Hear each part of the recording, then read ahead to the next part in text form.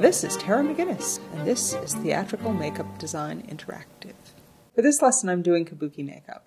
When I teach this in face-to-face class, students will do some Kabuki makeup, some will do Chinese opera, some will do clowns, some will do other sorts of makeup that are highly stylized traditional forms, very often taken from masks, Alaska Native masks, other sorts of African masks. Anything that is a pre-existing makeup design from some culture, and this can be Western culture too, as I say, clowns, Punchinello, so on, that is a highly stylized version of a face. The reason you're doing this is because this is theatrical makeup design, and you're trying to learn how to go and design makeup other than just the realistic how to get yourself to look old or how to get yourself to look younger and prettier or whatever it is that you're doing in a naturalistic form like bruises or cuts. But you're also trying to go and figure out how to do the kinds of makeup that you need when you're doing a show that is non-realistic. And there is a whole world of answers to that question from all around the world. Masks, obviously, and the traditional forms of makeup used in Asian theater, and the traditional forms of makeup used in European folk theater, and clowning, that kind of thing. So the one that I'm going to demonstrate is taken from Kabuki, because it is one of the best evolved forms of makeup for theater. And it's very simple to do once you have spent a semester learning how to use brush strokes. It's very difficult to do, however, until you have done that. The first part is you need to go and put down a white base. Now, you can go and use cream makeup from your kit if you have a student kit and you don't happen to have a white base that is either clown white grease paint or, in this case, a water-based pancake makeup. Japanese actually use a form of water-based pancake that's made out of rice flour as the basis for this makeup. But the any white that will cover your face will do. If you are trying to go and do this with cream-based makeup and you're having difficulty doing this, and you still want to get good white coverage throughout, one of the things you can do is you can go and put down a layer of the cream-based makeup in the white, then powder it, ideally with baby powder in white itself, and then put down another layer. And this will go and cover your face as thoroughly as if you were using grease paint or this kind of water base stuff.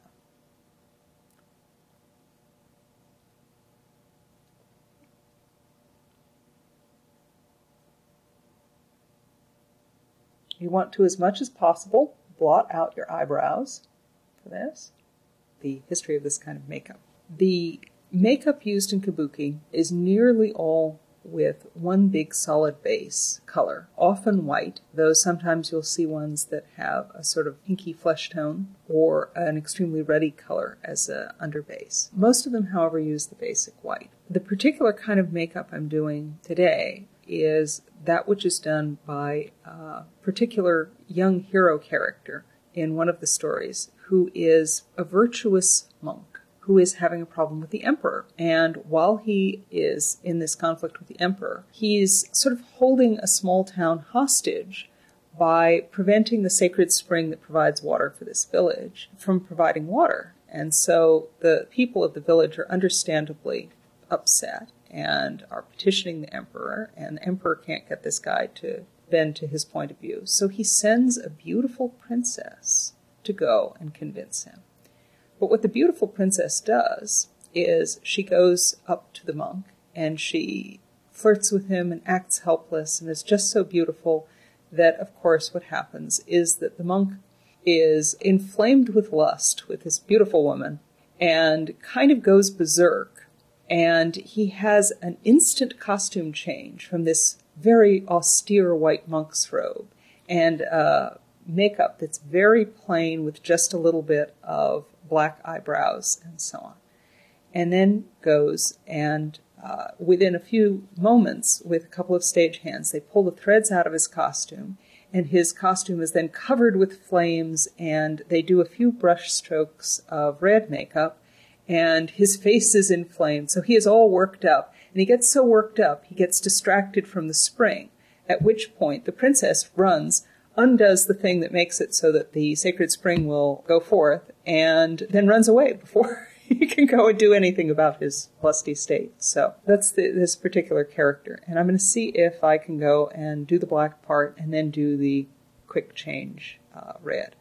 This style of makeup in Kabuki was first started in the Genroku period, which is roughly contemporaneous with the English Restoration period, the late 17th century in Japan. And a particular actor, one of the most famous actors in all Japanese history, Ichikawa Danjuro I, went and came up with the styles of makeup that were connected with what was called rough style performance. That is to say, it was very melodramatic and very, very large. And he came up with these styles of makeup known as kumadori that made these hero characters that he originally played have these wonderful mask-like features that when you wiggle some part of your face, it really, really amplifies it, just like the tabby cat markings in the cat makeup I just did.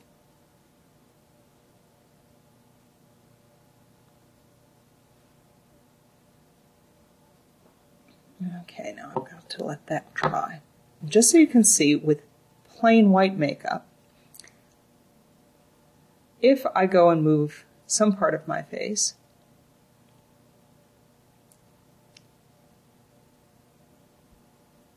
it does stuff, but it doesn't do very much. And from a distance, having this plain blank face really would do very, very little. So this plain white by itself isn't going to do you much good. So the basic design that the young monk wears consists very simply of eyeliner,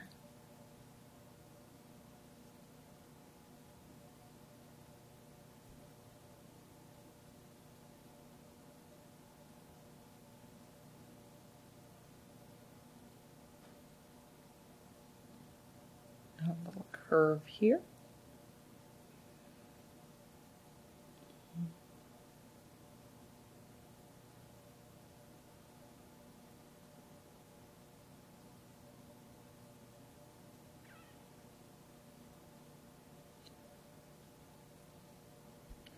that connects up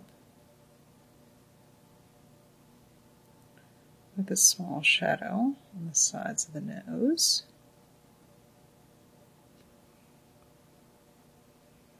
That connects up with a really rather impressive eyebrow.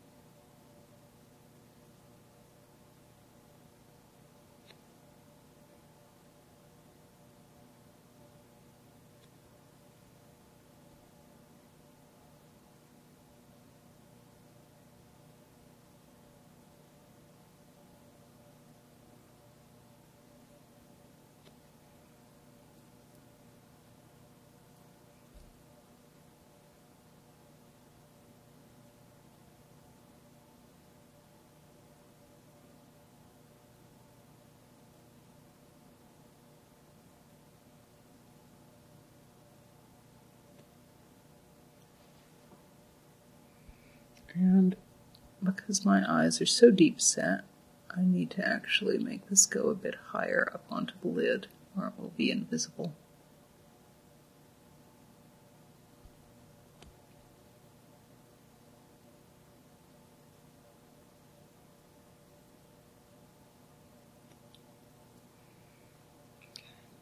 I've got a little skew on the nose. Okay.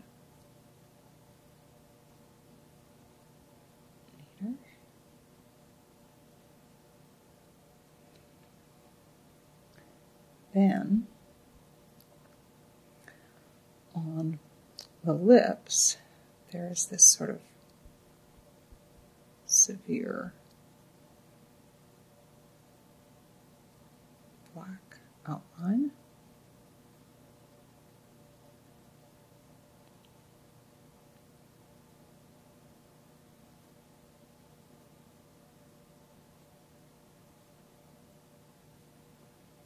With extended corners that, instead of extending out, clown-like, extend down.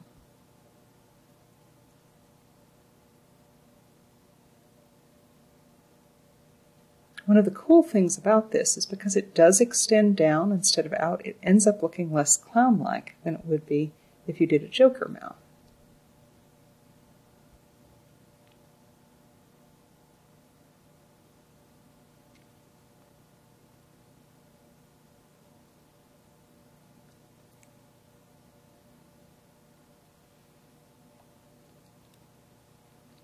And looks remarkably natural for something so comparatively stylized. And our hero has a butt chin, very stylized again, and flared nostrils.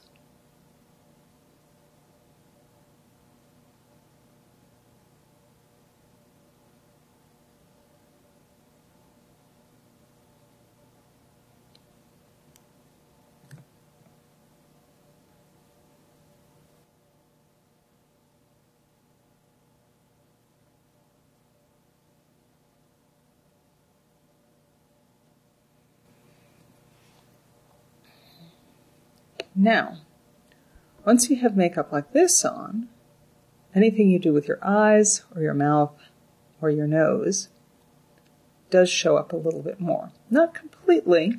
It still looks fairly austere and a little bit more expressionless than the end makeup will be. But this is what the character starts out with, is this kind of relatively simple, I am too pure for myself kind of look. Now, the final part of the makeup, and are the red stripes. And sometimes you'll see this done very simply, which is usually an example of they're using it in performance, and it does have to be a quick change. And sometimes it'll be done absolutely perfectly, which indicates that somebody did a beautiful job for their photo call. However, I want to go and describe for you, while I'm doing this, what other thing is interesting about Kabuki. I say that we have this story with the monk inflamed by passion.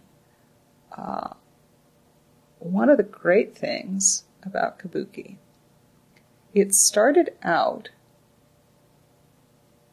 in the early 17th century, around the same time as Shakespeare. Started out as performances done by all-women companies. They're very popular, but they got shut down by the government. The reason they got shut down by the government,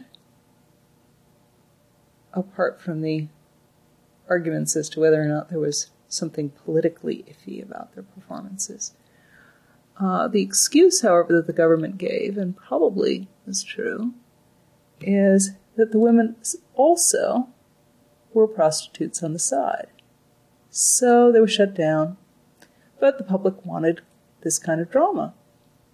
So they started up all-boy companies, and you have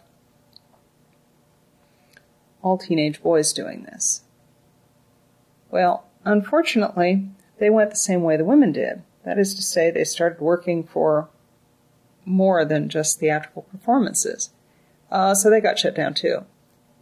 And finally, the government said, okay, you can only do this if it's men only, and originally they all had to shave their heads so that they'd be less likely to be personally attractive off stage. And so the original idea was that they could be actors and just actors. This didn't always work out throughout history of the theater there, but it did reduce it to the point that the government could at least ignore it. And there was a great flowering of styles in the late 17th century. Then it had a little bit of an abeyance in the early 18th century when the bunraku puppet theater became more popular for a while. However, eventually the plays that were originally written for bunraku got adapted into plays to be done for kabuki. And so most of the famous plays that were written in the late 17th and early 18th century that are popular were originally done for puppet theater. But because of the fact that it had this slightly naughty history, what ended up happening is a lot of the stories are just a bit transgressive. They're designed to appeal to melodramatic tastes of the middle class of that time. This is not the aristocratic drama of No. It has a lot of fun stuff in melodrama and just a little bit of naughtiness.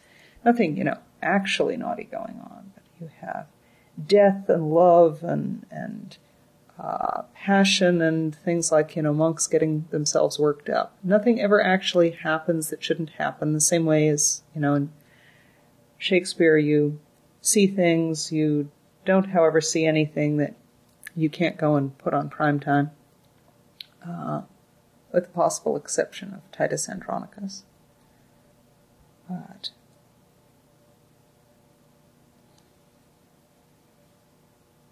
and the lips as let's make the sides of the nose better.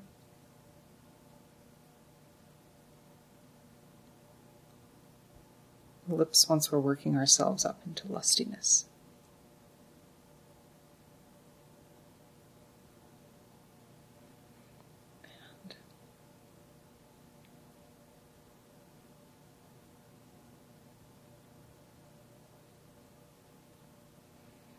And as you can see, it has enough simplicity to the design that if you did this every night, night after night in the theater, you could go, foop, foop, foop, foop, foop, foop, and there it would be. You just have to do a little bit of blending.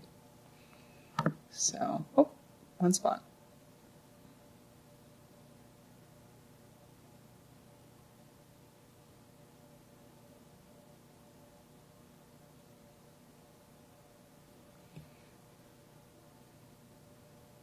Make that a little more perfect. Because I don't do this every day. Another spot I can do. Sorry.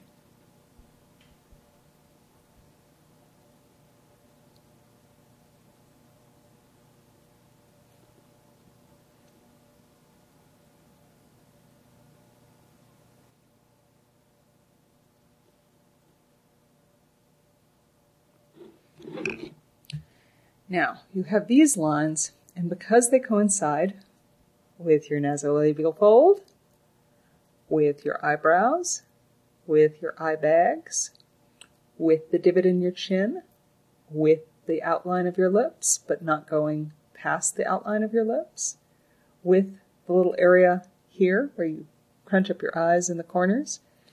If I do the same sort of expressions I was doing before,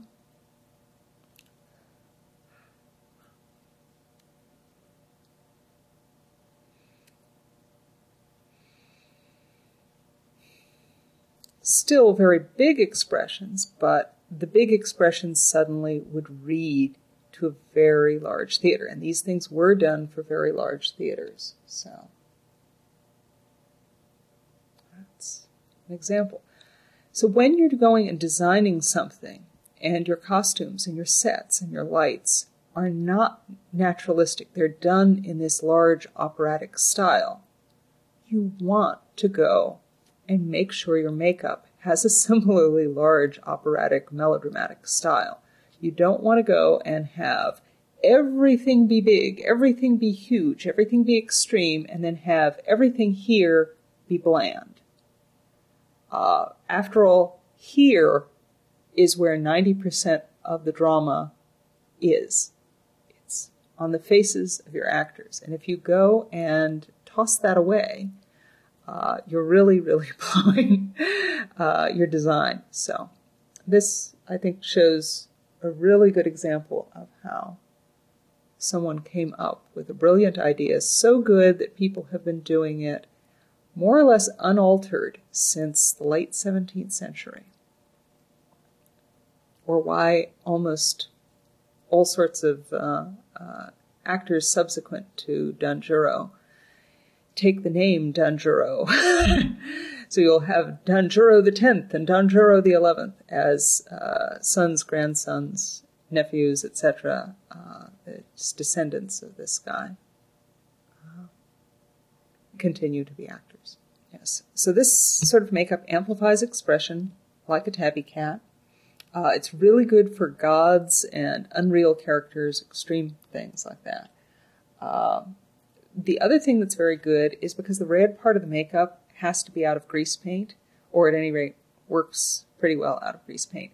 It means you can't powder it and you can't touch it. Why would that be an advantage in makeup? Well, the advantage in having a makeup that you can't touch is if you put it on an actor who keeps trying to take things down to realistic emotion, and what you want is huge emotion. You want something where instead of going and putting your face in your hands and having them completely in your hands, you're doing, ah, ah, ah. In other words, it stops you from doing that kind of naturalistic fiddling with your face that goes with realistic drama. It forces a certain lack of naturalism on an actor. And if you're trying to get away from that, that can be very useful.